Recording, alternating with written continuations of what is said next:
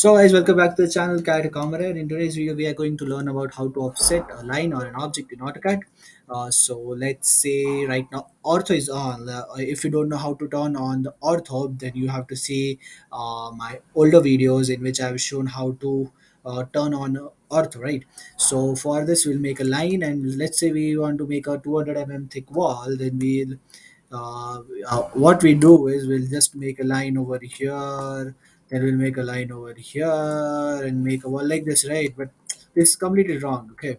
And you may have this un- unjoined line which at a large stage will cause you difficulties. So for this, you have to do is just trace a line or a wall you want to, and then write the command offset, or you can just write OF and this will appear offset.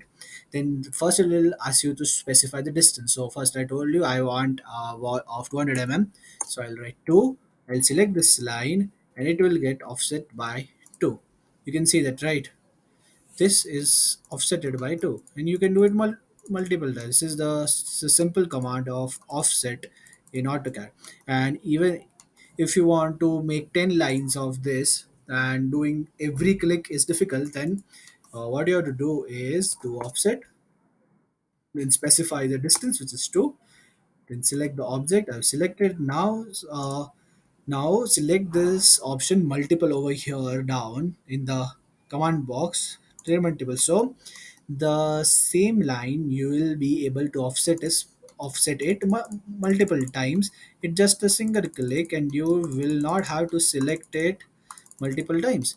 So it's that simple. So thank you for watching, and share it with someone who may need it.